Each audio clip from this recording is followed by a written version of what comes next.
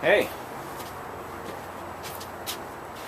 it's me. I don't know if you can see me. Got the camera set up on one ladder while I'm in here working off this other ladder. Well, I don't need this ladder right now anymore because I'm going to be rolling out the top end of this underside here. I have all this masked off because this siding has already been painted, and I don't want to get drips on it. So I'm just going to roll these off here. Just transferring a little paint up here so I can roll this back and forth. It is cold and rainy here in Studio City, where I'm just trying to get finished up on this front exposure that I did on this house, which has turned out to be a bit of a nightmare, but much closer to the end than the beginning, and so there's no sense whining about it. You just got to do it. I won't make as much money as I'd hoped, but what else is new for the world's smartest house painter? And the last video I made, I ran into somebody last night when I was out playing music. A friend of mine had seen it, and they kind of thanked me for being so honest and open about myself. And, I kind of have a habit of doing that. I don't know where that comes from.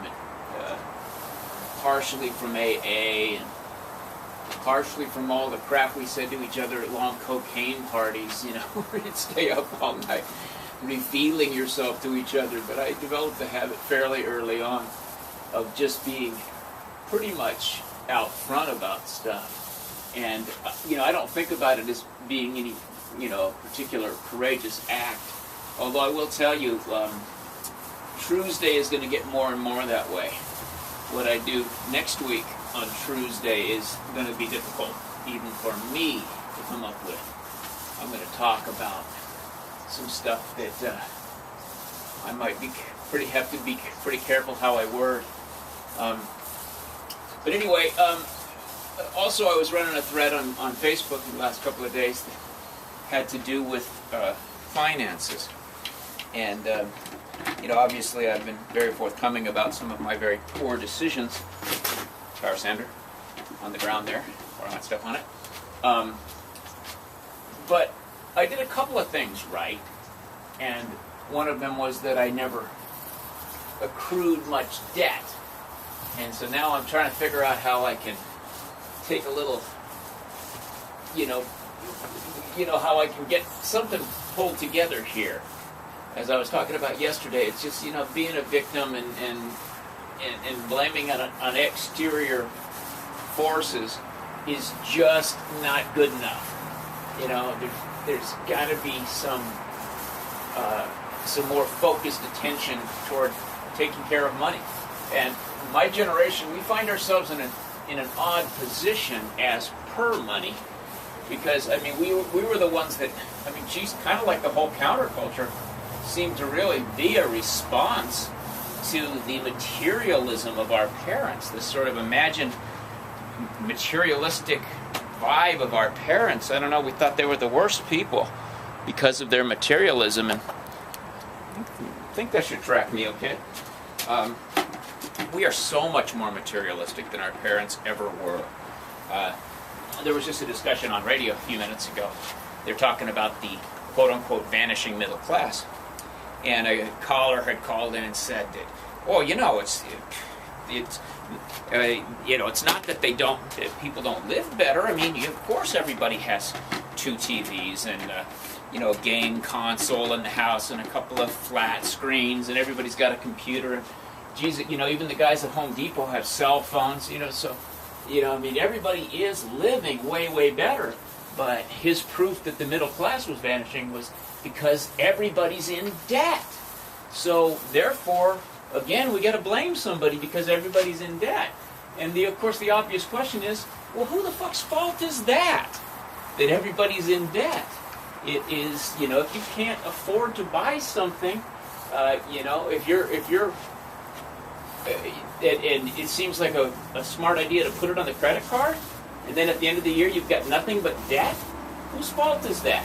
Whose fault? Who made you buy that stuff? Nobody made you buy that stuff. You bought that stuff willingly. And, you know, I realized that when I said yesterday that, or on my last thing, that 90% of your circumstances were your own fault. I'm not blind to the 10%. I understand that there is a 10% or whatever outside influence, of course. I know that, you know, it's not as if people have no influence of the outside world. Of course we do.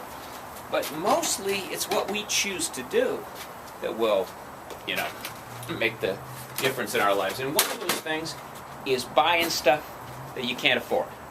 And, you know, I have a bunch of buddies because, you know, as a singer-songwriter, this painting thing's only, you know, this is just what I do for fun.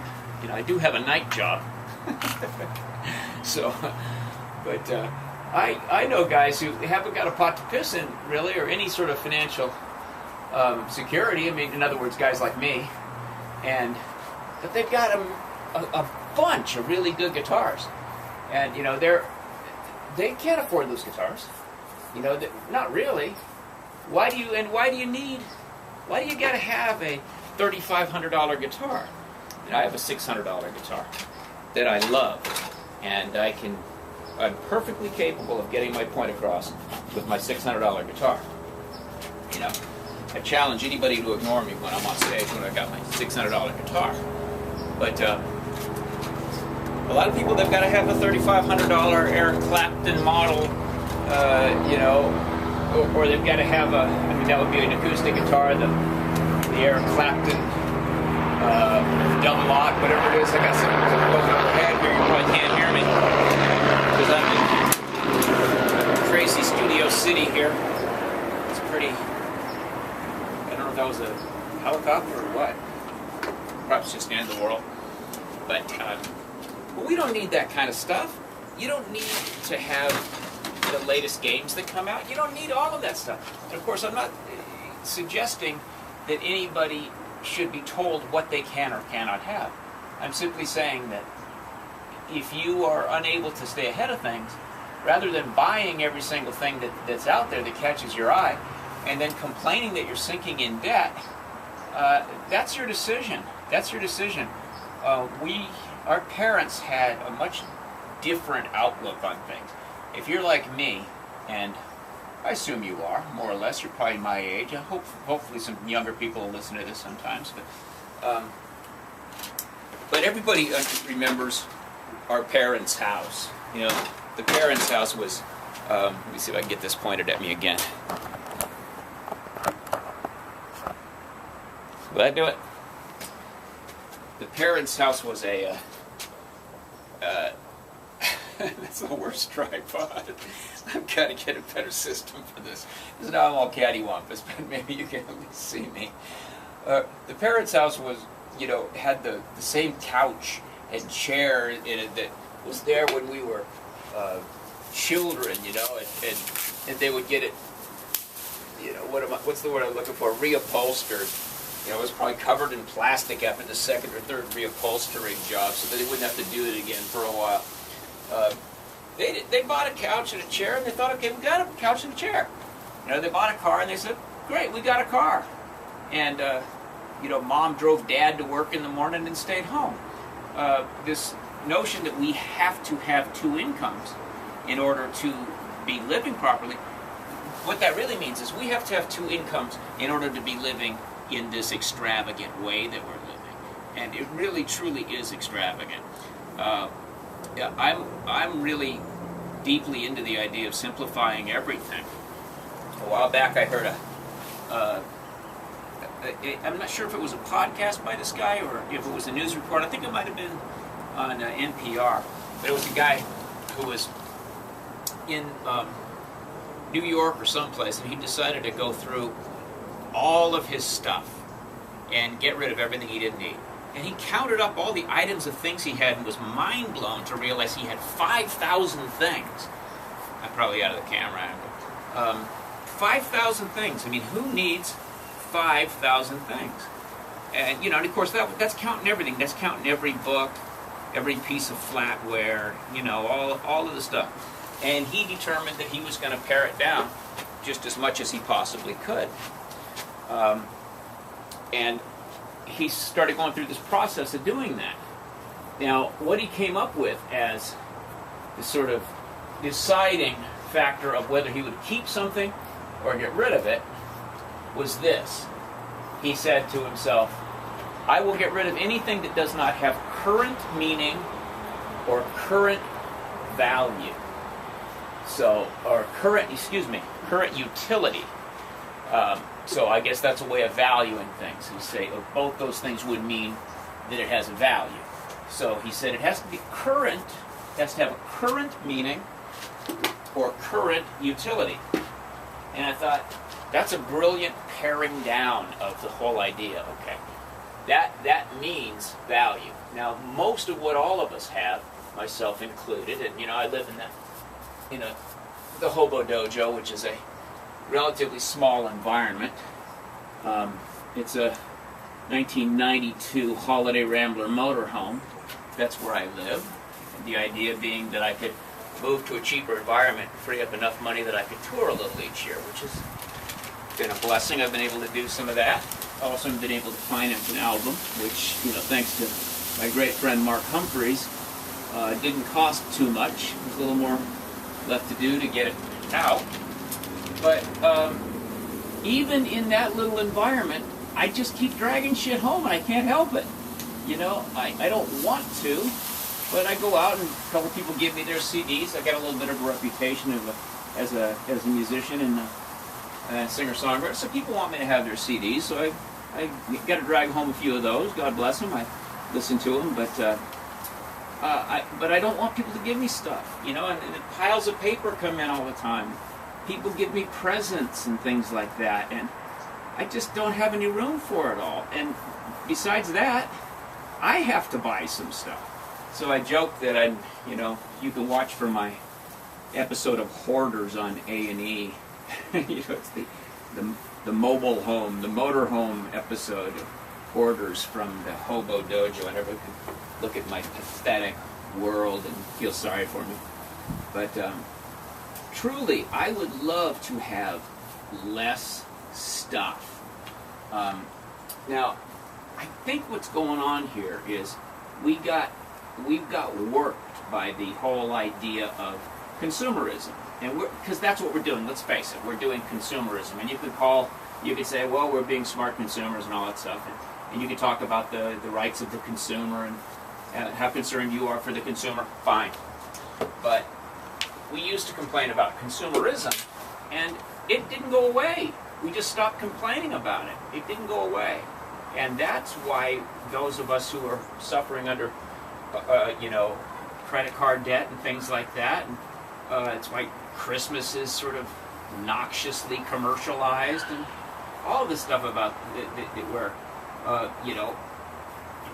people are complaining about greed and things like that. And they got a point. They say, well, how many yachts do you need? Well, it's not for us to decide how many yachts a guy needs, first off. But it's true, though. You don't need more than one yacht. You really don't need one yacht. What do we really need? What really is good for us? And that is some things that have current utility and current value. Current meaning. And, having 10 guitars will not make you a better guitar player. Having a couple you might need. You might need a couple because, it is a tool. And, and just in the same way that I need, two different paint sprayers, one for fine work and one for big work, you need a couple guitars. But you don't need 20 of them. You really don't. And when it gets to the place where you're just chasing that stuff because you've sort of been told you need it, well, you are no different at all than the parent that you mocked for trying to keep up with the Joneses, which our parents really didn't do that much of. We saw people that did, and we sort of assigned guilt to all of our parent generation. It's beginning to rain out there. The camera's outside in the rain. I'm wishing now that I'd bought a GoPro, because then I'd just ignore it. I'm going to have to take that in. But the way I'm going to have to stop because the camera's going to get wet. But the way I would formulate this is that,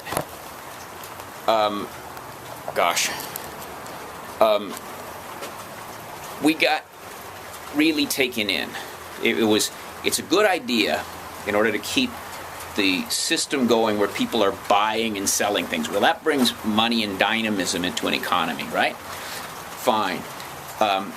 And once we started manufacturing things, it didn't take long for people to catch on to the idea that, if we get everybody living in individual houses and then we sell them on individual things they need to fill those houses, and then we continue with the lifestyle and keep adding things to it and convincing people that they need these things. I mean, just look at the fashion industry. Look at the stuff they manage to sell us every year. I mean, come on.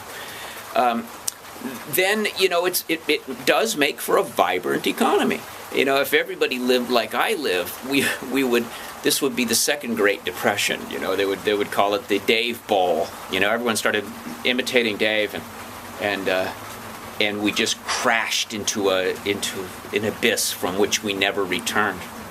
I'm not suggesting everyone live like I live. What I am suggesting is we just turn the dial down a little bit. We are not as poor as we feel when we're only feeling poor because we're deprived of something that we've convinced ourselves that we need. We're poor if we can't eat. But if the reason we can't eat is because we spent a bunch of money on a trip to Vegas and lost all of our money, or we've bought everything for our children that they ever asked for and now we can't afford to feed them properly, so we're going to take advantage of that food lunch, that free lunch at school, and we're going to complain and vote Democrat and try to get people to give us some free shit. Then, a lot of that you can trace back to the basic bad idea that we bought into of all this commercialism. So even while we were telling ourselves that we wouldn't, and ragging on our parents for having done it, we went on to become a much more materialistic society than that. And I think it's particularly evident among people who are complaining about the plight of the poor. Because they're always talking about they need to give the poor more money. Women need to get more money. They don't talk about any of the other things that bring value to life. If you look at my video that talks about that we need to get red tape out so that we can attract more of the right kind of people into business. I think 3 people watched that one. Apparently it wasn't of any interest to people, but I explained it in a way that we need to have people running big businesses who care about a lot more, a wider range of human interests than simply the money. And then we will have businesses where the workplace and the employee are just as important as the bottom line. But it's always striking to me that when you hear people protesting about the 1% or the super rich or whatever, what they really want from that is more money. They don't want a greater value to their lives because these people aren't taking any value from their lives. And what happened to all of this? What happened to our philosophical desire when we were young to not be the sort of people? The desire that we be people who looked at life experientially and valued that more than the money. So where did that go? So what I'm saying is that it's time to reacquaint with that and realize that, just the term commercialism. It's when I was going to a lot of AA meetings, I would sometimes talk about, alcoholism. They were always selling it to us as a disease. I was saying, ism doesn't mean disease. Ism means belief system, Buddhism, capitalism, communism. It's a belief in a thing that gives you the ism at the end. And so commercialism, or it's a belief that it's. Did I get off track here? But anyway, it's there's nothing wrong with capitalism or commercial. There's nothing wrong with capital or being commercial. But when it becomes a belief system, like the Pope recently said, worship of money is problematic. I agree with him 100%. That has nothing to do with free market economies. But he has a point when it becomes an all-encompassing drive in your life for money, money, money. Then you lose me. You start losing me. It has to be in balance. We have to be thinking about getting stuff that we need. Now, I'm on this perfectly lovely street, you know. Look around here. I mean, what could be nicer than this other than my ugly ladder there? But, I mean, look how nice this is. I don't know when these people moved here. Across the street is a little old lady living there, sweet little old lady. And here's a family living right there. And you see the basket set out front there where their kids come out and play. And the next door there is a young couple, and a house a little further up. I don't know if you can see it from here. It's dark colored green. I painted that house a while back. That's how I ended up on this job. But these are not extravagant homes, but they're very comfortable homes. And that house across the street there, which I think is an awesome little house, she probably has owned that house for, I don't know. By the looks of her, I would say 50 years. She probably bought that house, and just bit by bit she's improved it. There's nothing wrong with that. You know, she hasn't felt the need to go apeshit about it.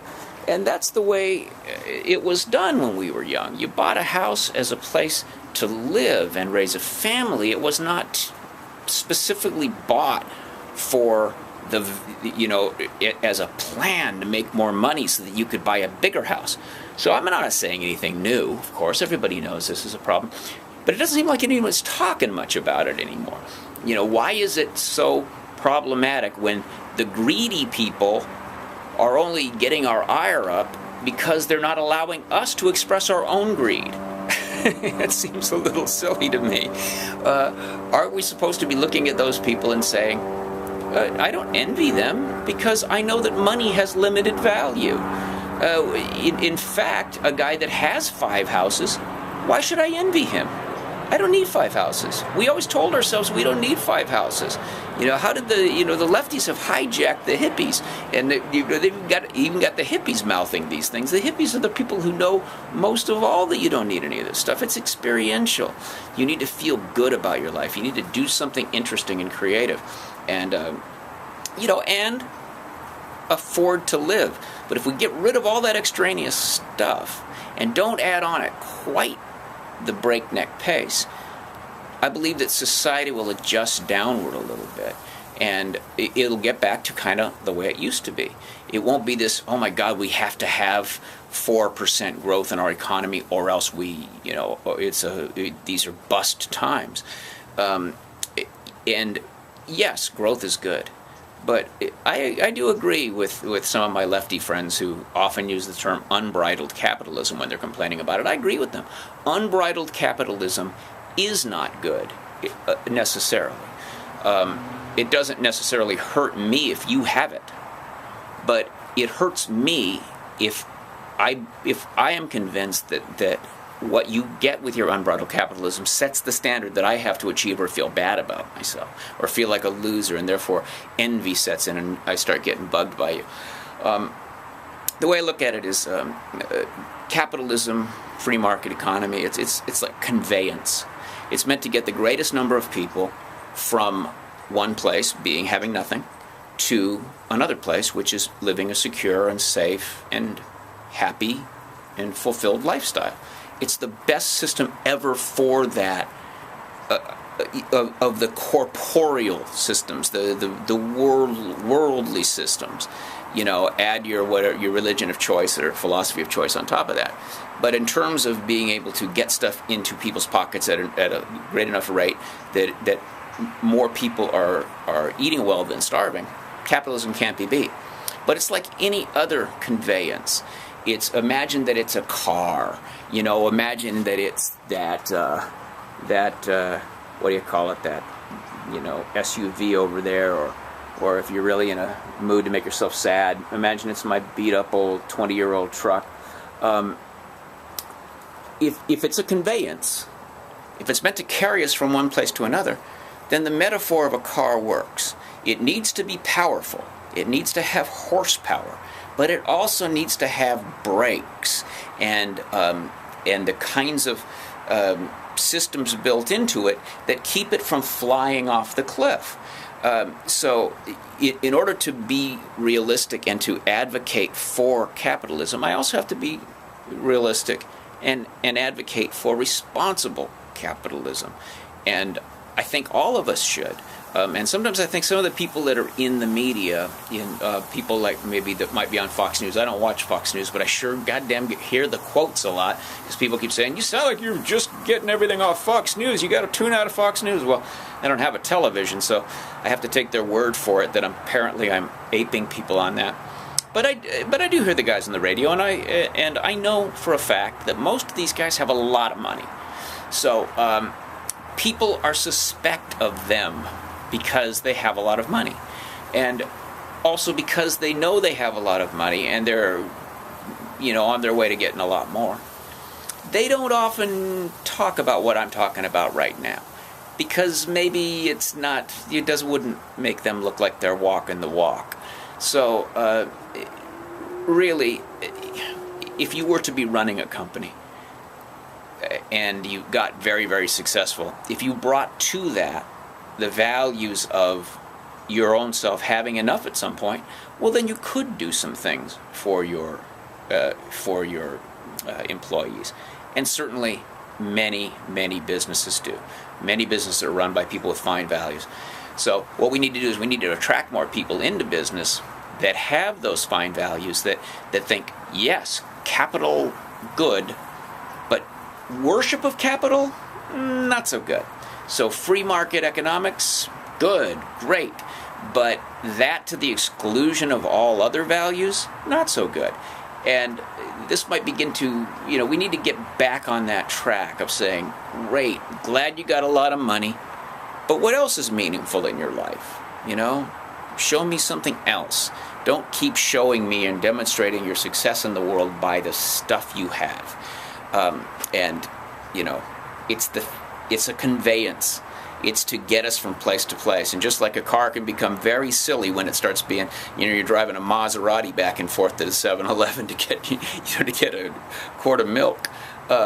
That's really not necessary. And if you have to cheat people in order to afford more conveyance than you really need, and maybe you're just cheating your wife and children of their attention. Maybe you're just being kind of a dick on a business deal. Like if I had to come onto this job and instead of having to head about, I've got to give this guy the best possible deal, which is my problem. I got to work on that. I got to give him the best possible deal that I can still live with. Okay, that's my own personal journey.